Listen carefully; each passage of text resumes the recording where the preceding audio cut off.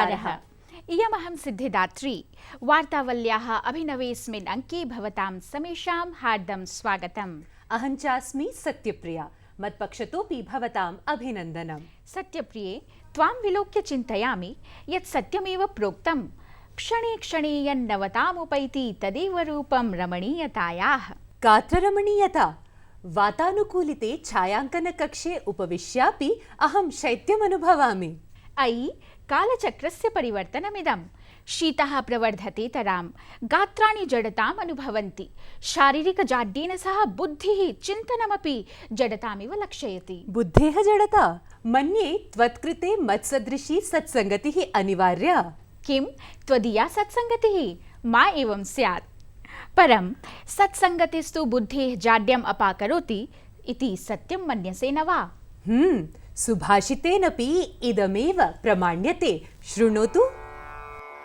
जाड्यं ध्येयो हरति सेञ्चति वाचि सत्यं मानोन्नतिं दिशति पापमपाकरोति चेतः प्रसादयति दिक्षु तनोति कीर्तिं सत्सङ्गतिः कथय किं न करोति पुंसाम् जाड्यं ध्येयो हरति सेञ्चति वाचि सत्यं मानोन्नतिं दिशति पापमपाकरोति चेतः प्रसादयति दिक्षु तनोति कीर्तिं सत्सङ्गतिः कथय किं न करोति पुंसाम्। अच्छे लोगों की संगत मनुष्य के लिए क्या क्या नहीं कर सकती। बुद्धि को तेज करती है, सच बोलना सिखाती है, पापों को मिटाती है, उन्नति प्रदान करती है, चित्त प्रसन्न करती है और हर तरफ कीर्ति फैलाती है। Sharpening of intellect, truthfulness, purity of conduct, progress, happiness and widespread fame. The company of the wise can do all this. सतां संगः एव सत्संगतिरिति तु सत्यमेव। एवं तु अस्मदीया वार्तावली अपि सत्संगकारिणी एव सिद्ध्यति। तत्रापि विविध विदुषां विचारसंगो जायते। प्रवाहि वार्ताक्रमोऽपि नानाविध ज्ञानदानरूपेण सत्संगरूपः एव। तर्हि काः आसन् गतसप्ताहीयाः प्रमुखघटनाः? जानीमः प्रवाहि वार्ताक्रमे।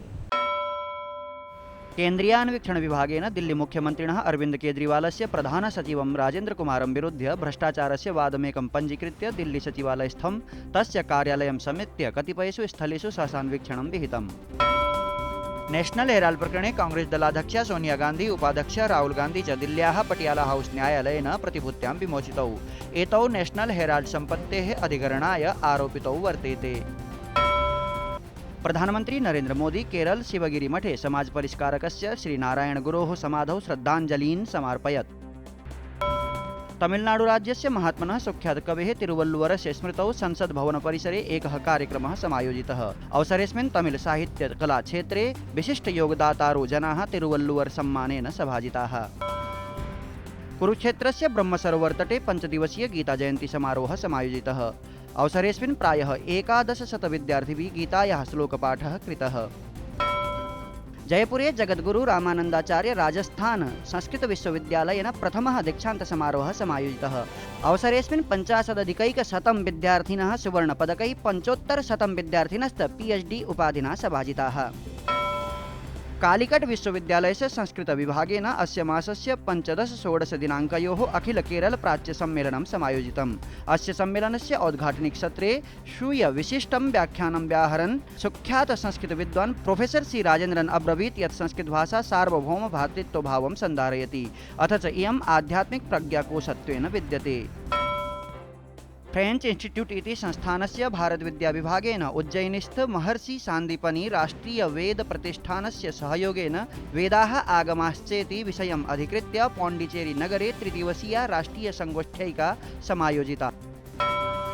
भारतवर्षीय दिगंबर जैन तीर्थ संरक्षणी महासभायाः सहयोगेन नवदिल्लीस्थितेन इन्दिरागान्धी राष्ट्रियकलाकेन्द्रेण भारत लाओस् देशयोर्मध्ये अन्तः सांस्कृतिक सम्बन्धः इति विषयम् अधिकृत्य अस्य मासस्य 11 दिनाङ्के सम्मेलनम् एकं समायोजितम्। डीडी न्यूज़ वाहिन्यां प्रसार्यमाणायाः वार्तावलीति एकमात्रं साप्ताहिकपत्रिकायाः 25 अङ्काः सम्पन्नाः। अवसरेऽस्मिन् प्रसारभारत्याः अध्यक्षः ए सूर्यप्रकाशः वार्तावलीवृन्दं वर्धापितवान्। वार्तावल्याः 25 अङ्कसमाप्ति सन्दर्भे अहं वार्तावलीगणस्य हार्दिकम् अभिनन्दनं करोमि। किं त्वया कदाचित् चिन्तितं यद् वार्ताप्रस्तुतेः आधुनिकं रूपं कथमापन्नं, कदा प्रभृति च आपन्नं? भूर्जपत्राद् आरभ्य आविर्भूता लेखनकला कालक्रमेण मुद्रणं ततश्च आधुनिकप्रविधि सम्पन्नरूपम् आपन्नास्ति। अद्यतनं तु विश्वं प्रविधिपूर्णमेव वर्तते। नैतावदेव मानवानां साहाय्यार्थं साम्प्रतं यन्त्रमानवाः अपि सज्जीक्रियन्ते। यन्त्रमानवः? जाने, रोबोटिक्स् पद्धतिमिङ्गयसि। सम्यक् अवहितम्। अपि जानासि विविधाः यन्त्रविद्याविषयाः ऋग्वेदेऽपि समुल्लिखिताः सन्ति। एतदर्थमेव प्रस्तूयते विवरणमिदम्।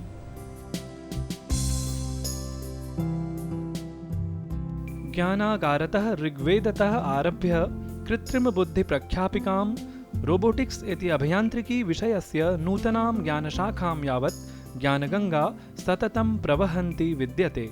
एनामेव ज्ञानगङ्गाम् उद्दिश्य ऐतिह्योद्घाटनपरा 7 दिवसीया एका विशिष्टा प्रदर्शनी साम्प्रतमेव नवदिल्ल्यां समनुष्ठिता अभवत्।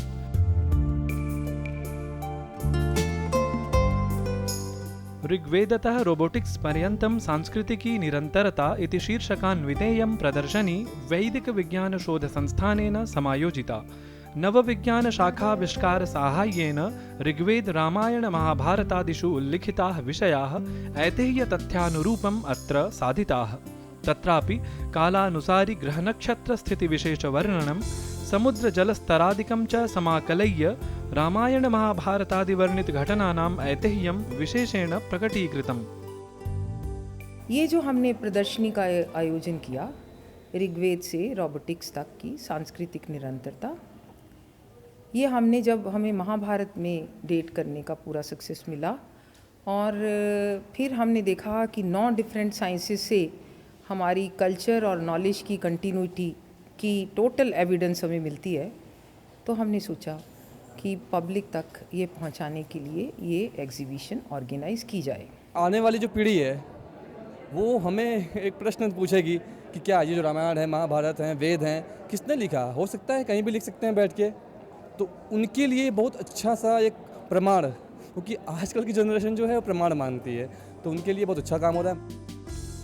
इसरो प्रभृति सांस्थानिकैः विशिष्टोपग्रहैः गृहीतविविधचित्राणां तदीयाध्ययनस्य च साहाय्येन प्रदर्शन्याम् अस्याम् इदमपि प्रतिपादितं यत् सिन्धुसभ्यतायाः अपि प्राक् सरस्वतीसभ्यतायाः स्थितिः आसीत् इति।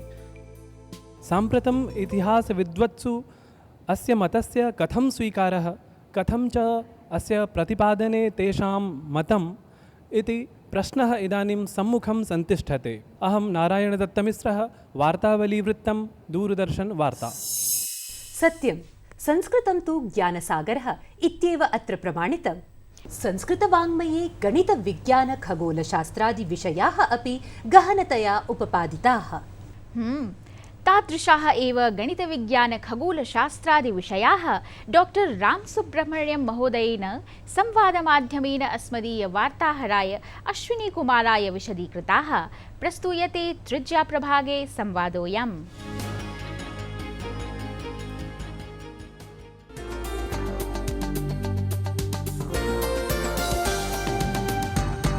नमस्कार, मैं हूँ अश्विनी मिश्रा और मेरे साथ हैं आईआईटी मुंबई में CISTS के प्रोफेसर के रामासुब्रमण्यम साहब। स्वागत है आपका। सबसे पहले मैं प्रोफेसर के रामासुब्रमण्यम का परिचय देना चाहूँगा। आईआईटी मुंबई में एक विशेष अनुभाग है CISTS, जो कि cell for Indian science and technology in Sanskrit जो विषय है उसमें आप प्रोफेसर हैं। और एक परिचय आपका ये है कि आपने 14 सत्र तक वेदांत दर्शन का अध्ययन किया। श्रृंगेरी मठ के शंकराचार्य ने स्वर्ण मुद्रा दे के विद्वत प्रवर से आपको विभूषित किया। उसके अलावा आप इलेक्ट्रॉनिक्स एंड कम्युनिकेशन में इंजीनियर हैं, आप पीएचडी हैं फिजिक्स से, और साथ ही साथ संप्रति इस समय CISTS में आप प्रोफेसर हैं। स्वागत है आपका। अगर भारत की बात करें तो भारत में गणित और खगोल शास्त्र दोनों अन्योन्याश्रित हैं, दोनों का संबंध एकदम एक दूसरे से जुड़ा हुआ है। किन उद्देश्यों के लिए गणित का उद्भव हुआ भारत में? भारते गणितस्य आरम्भः प्रायः यज्ञवेदिकानां निर्माणे अभवत्। मूलग्रन्थाः ये उपलभ्यन्ते भारतीयसम्प्रदाये तेषु अत्यन्तं प्रामुख्यमावहति वेदः, तदनन्तरं वेदाङ्गाश्च। तत्र वेदाङ्गानि यानि विद्यन्ते तेषां मध्ये कल्पसूत्र इति एकः अंशः वर्तते। तत्र कल्पसूत्रेषु अपि शुल्बसूत्र इति कश्चन ग्रन्थः वर्तते। तेषु शुल्बसूत्रेषु यज्ञवेदिका निर्माणप्रकारः उपवर्ण्यते। तत्रैव गणितस्य प्रारम्भः। लेकिन बौधायन का शुल्ब सूत्र दुनिया नहीं जानती, पाइथागोरस प्रमेय जानती। ऐसा क्यों हुआ? बौधायन पहले होते हैं, पाइथागोरस प्रमेय दुनिया ज़्यादा जानती है। एकं कारणं भवितुमर्हति अज्ञत्वं, पहचान नहीं है।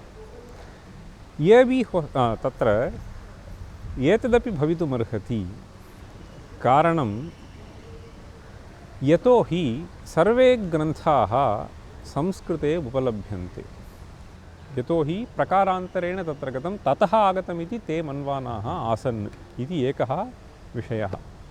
द्वितीयश्च विषयः, तैः संस्कृतभाषा अज्ञाता, अतः तेषां परिचयः न भवति इति वक्तुं शक्यते। कुछ चीज़ें जानना चाहेंगे आपसे कि जैसे भास्कराचार्य हुए, लीलावती, वाराहमिहिर, इन सब के बारे में पूरी दुनिया जानती है या थोड़ा बहुत लोग जानते हैं।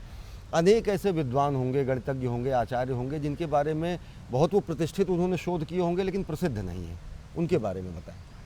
केरलीय गणितज्ञाः, ज्योतिषाचार्याश्च ये आसन् तेषां विषये अपरिज्ञानकारणं तैः पाश्चात्यैः ये ग्रन्थाः रचिताः ते लिखितवन्तः भास्कराचार्य वास् द अल्टिमेट् मैथमेटिशियन् इति क्वचित् लिखितवन्तः। तदनन्तरं किमपि न संवृत्तम् इति।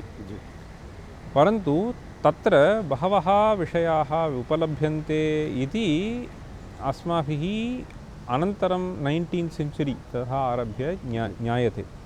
तत्पूर्वमपि केचन ग्रन्थाः, अहम् एकं ग्रन्थम् इदानीं वक्तुम् अभिलषामि।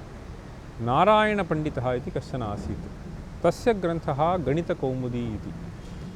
सर, एक चीज़ जानना चाहेंगे कि मूल रूप में जो हमारे ग्रंथ हैं, संस्कृत से जुड़े हुए गणित के ग्रंथ, वो कितने संरक्षित हैं, किन रूप में हैं, कैसे उनका अध्ययन किया जा सकता है, कहाँ कहाँ किया जा सकता है? मूलग्रन्थाः ये वर्तन्ते तेषां बहूनां प्रकाशः जातः। केचन ग्रन्थाः अद्यत्वेपि मैनस्क्रिप्ट् रूपेण, तालपत्ररूपेण विद्यन्ते, परन्तु बहूनां प्रकाशस्तु जातः। तत्र एतेषां ग्रन्थानाम् उपलब्धिः यथा कम्प्यूटर् आन्लैन् द्वारा भवति, तथा प्रयासः सर्वकारद्वारापि आरब्धः, नेशनल् मैनस्क्रिप्ट् मिशन् इति नाम्ना, परन्तु नैतावता किमपि आगतम्। अस्माभिः अस्मत्संस्थाद्वारापि सः प्रयासः विधीयमानः वर्तते, न चिरादेव उपलभ्येत। निश्चित तौर से जो वर्तमान स्वरूप में ऐसा दौर जहाँ पर अगर संस्कृत की बात की जाए, संस्कृति की बात की जाए तो आपकी धर्मनिरपेक्षता पर सवाल उठता है। ऐसा दौर जहाँ पर अपनी संस्कृत को और अपनी पुरातन पद्धति को बचाए रखने की बात हो तो आपको रूढ़िवादी मान लिया जाता है। ऐसा दौर जहाँ पर अपनी भारतीयता की बात करने पर आपकी धर्मनिरपेक्षता पर सवाल उठता है। ऐसे में डॉक्टर के रामा सुब्रमण्यम जैसे लोग व्यक्ति नहीं व्यक्तित्व हैं। ये एक ऐसे संस्थान है जो कि अपनी भारतीयता को, अपनी संस्कृत को, अपनी संस्कृत को, अपनी पूरी भारतीय परंपरा को संरक्षित रखने का अनुपम प्रयास कर रहे हैं। संरक्षित करने का ही नहीं बल्कि उसके प्रचार प्रसार का ही। आज फिलहाल इतना ही, मुझे दीजिए इजाज़त। नमस्कार।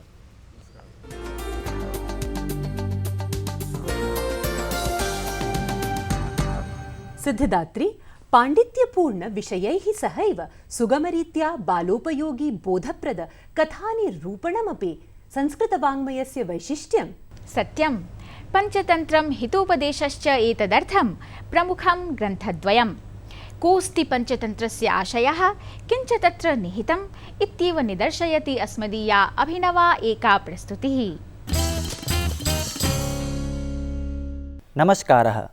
कथामाध्यमेन शिशूनां बालानां च शिक्षणं लोकरञ्जनं वा पुराकालादेव सर्वत्र प्रचलति। भारते तु कतिपयकथासङ्ग्रहाः अतीव सुप्रसिद्धाः सन्ति। तेष्वेव अन्यतमोऽस्ति पञ्चतन्त्रम्। पञ्चतन्त्रे रञ्जकरीत्या पशु पक्षी मनुष्यान् पात्ररूपेण उपयुज्य कथाः निरूप्यन्ते। शिक्षार्जनाय उदासीनान् कांश्चन राजपुत्रान् अभिलक्ष्य निरूपिताः इमाः कथाः आबालवृद्धेभ्यः सर्वेभ्यः रोचकताम् आवहन्ति। गद्यपद्यात्मकस्य अस्य पञ्चतन्त्रस्य एकैकां कथाम् अवलम्ब्य प्रारभ्यते अस्माभिः अभिनवेयं शृङ्खला। अद्यतनी कथा अस्ति बुद्धिर्यस्य बलं तस्य।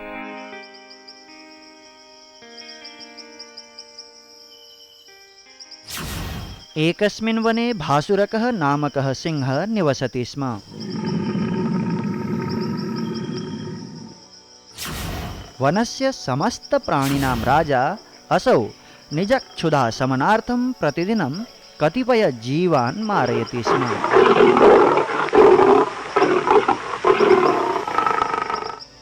एकदा सर्वेपि वन्यप्राणिनः मिलित्वा तं वनराजं सिंहम् अकथयन्, महाराज, अद्य प्रभृति भवतः क्षुधा तृप्तये अस्मासु कश्चिदपि एको जीवः स्वयमेव अत्र आगमिष्यति। भवान् तु अत्रैव वसतु। सिंहेन तत् अनुमोदितम्। प्रतिदिनं सिंहस्य भोजनार्थम् एको जीवः मार्यते स्म। एकदा एकस्य लघुशरीराकृतेः शशकस्य गमनक्रमः आसीत्। असौ बुद्धिमान् आसीत्। तेन चिन्तितं नैषा प्रवृत्तिरुचिता। जीवभक्षी सिंहः एव म्रियेत चेत् सर्वे वनवासिनः निर्भयाः भविष्यन्ति। कथमेतत् सम्भवेत् इति चिन्तयन् असौ सिंहम् उपसर्तुम् आरभत। वने विचरन् गच्छन् असौ कूपमेकम् अपश्यत्। कूपाभ्यन्तरं च तेन स्वकीयमेव प्रतिबिम्बं दृष्टं। ततः किमपि विचिन्त्य सः शशकः सिंहसमीपं गतवान्। क्षुधाकुलितेन सिंहेन सक्रोधं विलम्बकारणं पृष्टम्। तदा शशकेन भणितं यत् अन्यः कश्चित् सिंहः मार्गमध्ये मिलितः। सः तु आत्मानमेव अधिराजं ब्रवीति स्म। तत्श्रुत्वा कुपितः सिंहः शशकेन सह तम् अपरं सिंहं द्रष्टुं प्रस्थितः। बुद्धिमता शशकेन सिंहः कूपाभ्यन्तरम् अवलोकयितुं निवेदितः। सिंहेन कूपे निज प्रतिबिम्बमेव अन्यसिंहरूपेण परिज्ञातम्। क्रोधेन असौ भीषणं गर्जनम् अकरोत्। तदा कूपादपि प्रतिध्वनिरजायत। अयम् अपरः एव सिंहः गर्जति इति विचार्य तं मारयितुं सिंहः सजवं कूपे कूर्दितवान्। जले च निमज्य तत्रैव मृत्युम् उपगतः। एवं च लघुकायिना शशकेनापि बुद्धेः बलेन बलशाली सिंहोऽपि मारितः। कोत्र बोधः शरीरापेक्षया बुद्धेः बलं वरमस्ति। अतः तदर्जनाय अधिकाधिकं प्रयतनीयं। शरीरबलस्य गर्वः नोचितः। एवमेव पुनरपि आगामि अङ्केषु पञ्चतन्त्रस्य अन्याः प्रेरणास्पदाः कथाशृङ्खलाः समुपादाय उपस्थास्यामः। सम्प्रति अनुमन्यतां धन्यवादः। पञ्चतन्त्रे तावत् सदाचारसम्पन्नजीवनयापनाय संस्काराः महत्त्वपूर्णाः इत्येवं प्रतिपादितम्। वस्तुतः प्रकृतौ एव सर्वत्र सदाचरणसूत्राणि निहितानि लक्ष्यन्ते। प्रवहतां नदीजलानां निर्मलता अस्मभ्यं स्वच्छतायाः महत्त्वं बोधयति। तदनुषङ्गेणैव जाने गङ्गायाः स्वच्छतायै राष्ट्रियहरितप्राधिकरणेन अनतिचिरमेव काश्चन उद्घोषणाः अपि कृताः। ताः उपलक्ष्यैव प्रवर्तते अस्माकम् अद्यतनं सरलसंस्कृतशिक्षणम्।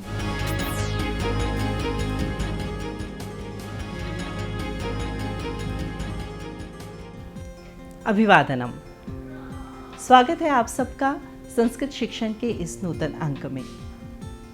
हिमालय के गोमुख से निकलने वाली गंगा नदी न केवल एक पवित्र नदी है, अपितु भारत के कई छोटे बड़े शहरों की जीवनदायिनी नदी के रूप में भी इसे जाना जाता है।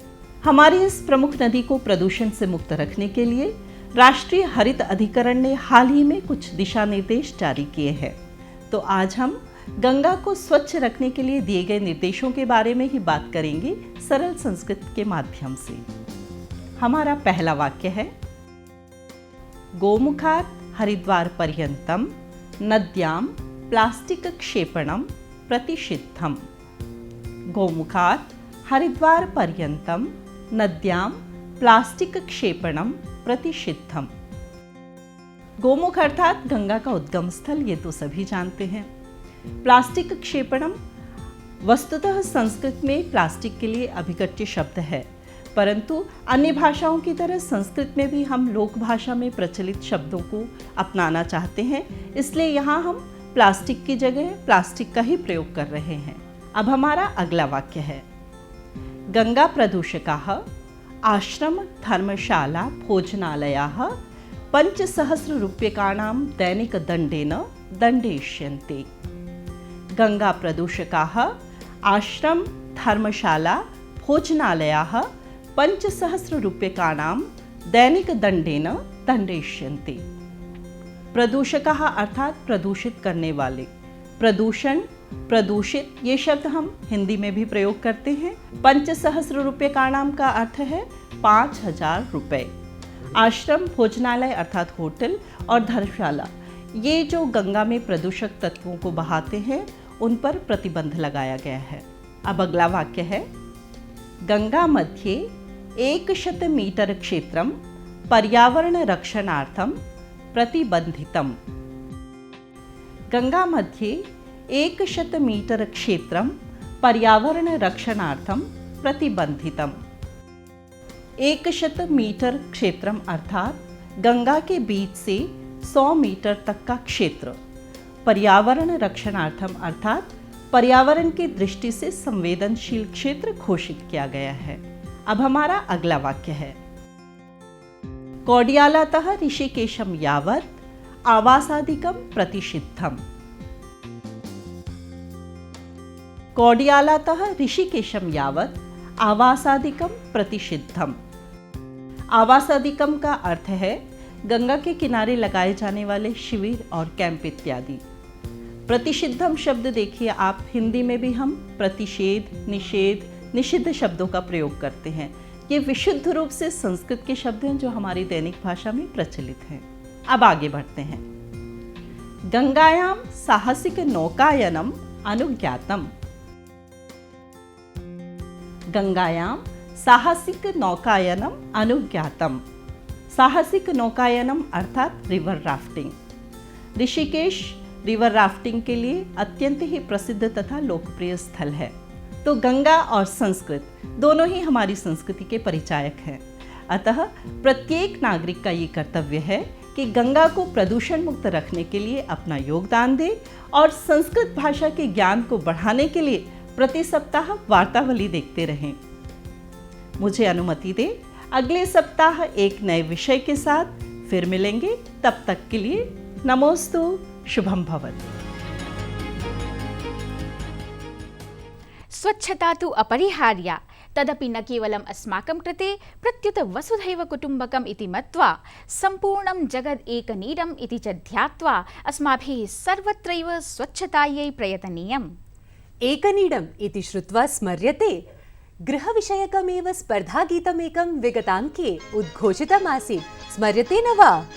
ये तेरा घर ये मेरा घर, किसी को देखना हो गर तो पहले आके मांग ले मेरी नजर तेरी नजर। ये तेरा घर ये मेरा घर, किसी को देखना हो गर तो पहले आके मांग ले मेरी नजर तेरी नजर। अस्य गीतस्य गेयतानुकूलमौलिकानुवादं यथाशीघ्रं प्रेषयन्तु। एतदर्थं च अन्तिमोऽवधिरस्ति डिसेम्बर् मासस्य 21 दिवसः। स्पर्धापरिणामस्तु तदग्रे 26 दिनाङ्के घोषयिष्यते। इदानीं च प्रस्तूयन्ते अस्मिन् सप्ताहे प्राप्तानि भवतां स्नेहयुतानि पत्राणि। मुकुंद गोपाल फड़के लिखति यद् वार्तावली कार्यक्रमे विषयाणां व्याप्तिः, कार्यक्रमवेला, दर्शकाणां प्रतिस्पन्दनानि चापि अहरहः वर्धन्ते तदां सर्वमिदं नूनम् आनन्दप्रदम्। धनञ्जयः चतुर्वेदी वक्ति यद् वार्तावली अत्यन्तम् औत्सुक्यविवर्धकः कार्यक्रमः। अनया संस्कृतभाषायै स्वतः एव रुचिर्जागर्ति।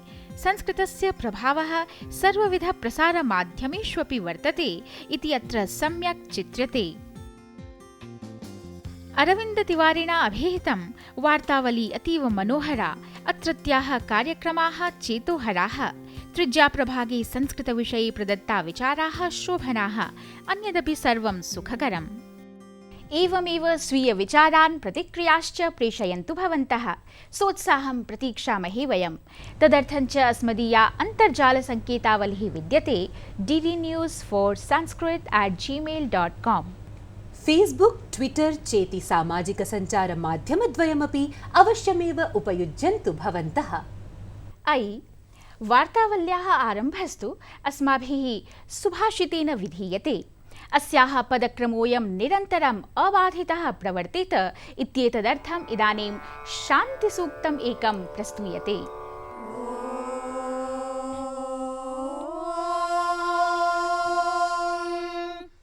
पृथिवी शान्तिरन्तरिक्षगुं शान्तिर्द्योर्शान्तिरापः शान्तिरोषधयः शान्तिर्वनस्पतयः शान्तिर्विश्वे मे देवा शान्तिः सर्वे मे देवा शान्तिः शान्तिः शान्तिभिस्ताभिः शान्तिभिः सर्वशान्तिभिः शमया मोहय्यदिह घोरय्यदिह क्रूरय्यदिह पापं तच्छान्तं तच्छिवं सर्वमेव शमस्तु नः।